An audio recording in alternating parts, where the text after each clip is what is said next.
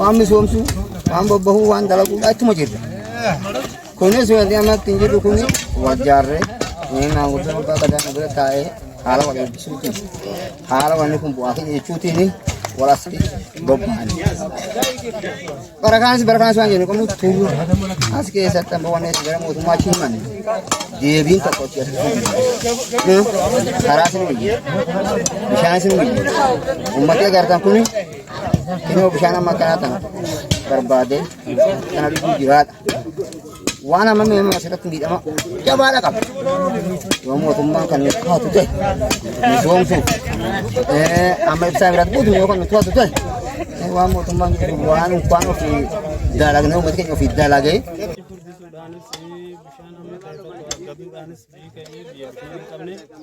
بيا برهات है मिटअमरतो गमा खाना नमर गहजिन कुन हज्जतमे बिशान मांजे दच्ची फुरदते मुके अम्मा तैरा बुदच्ची गिरा नमित गुर अबुस नमी फायदमु अबुस गममो wan नमित दुतीन मिटअम जबार रजिल बिशानी अमर को जबार रजिला मुके मन करन को हज्जु कबा उम्मने अगर तंकुनी उम्मने कनला फोकुनी साथ ही हम दिए बिशान बर्बादे किलोमीटर हम दिए बिशान जरिका आंबिते harawa biteti irane rechu wanawa bochi kuni kero hedus dabarsine iyanne ga amanu gora mamarra jirra amma silamu manu batera jennu kana manura ga hajenne diamu jirra kanas garu arifachise ka hojidan hojin ku faida sa dar gine kana motumman samwan dasi tokon dasnu gode arbu sigamanna daga biyun kanya tani kana wani rajirnu arbu ke sanib galatoma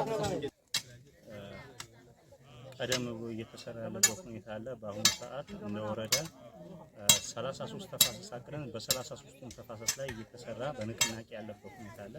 በመጀመሪያ በወረዳ ደረጃ የንቅናቄ መድረክ አካሄድን። በመቀጠል በቀበሌ ደረጃና በጎጥ ደረጃ የንቅናቄ መድረክ አካሄድን። ህብረተሰቡ ከዚህም በፊት በዚህ ስራ ያካበተ ልምድ ስላለው እንደ ባህል እየተቆጠረ የመጣበት ሁኔታ አለ። የወረዳ ባለሙያ መድበናል። የቀበሌ የግብርና ኤክስቴንሽን አደረጃጀቱ አለ። በዛ መሰረት በንቅናቄ እየተሰራ ይገኛል። በዚህ መሰረት እስካሁን ድረስ ከፍተኛ 13ቱም ቀበሌ እየተሰራ ስለሆነ ከፍተኛ 25 ቀን ሰርቷል። ዝቅተኛ 13 ቀን ይሰራል።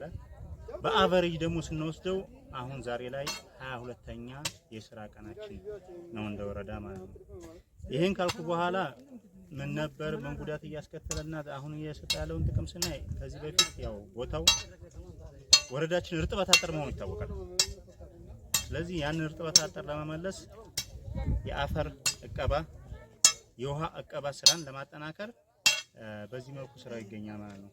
ስለዚህ በተደጋጋሚ በየአመቱ ከተሰራው አንፃር ምን ትሩፋት ተገኘ ለሚለው ነገር አንደኛ የአፈር እቀባው ተካሂዷል።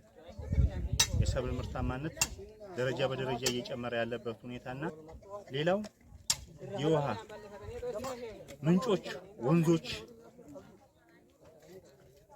ውሃቸው እየጎለበተ የመጣበት ሁኔታ ትልቁ ነገር ነው ማለት ነው።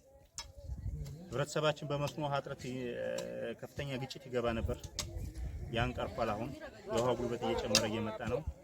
ሌላው ደግሞ አንዳንድ ቦታዎች ላይ አሁን ከጀርባ በሚታየው ይሄ ተፋሰስ በመጠበቁ ውሃ ያፈለቀበት ሁኔታ አለ እንደሚታየው ማለት ነው። እርጥበትም አለ ለመጠጥም ውሃ ለእንስሳት እዚህ አንደኛው ውጤታማነት ነው።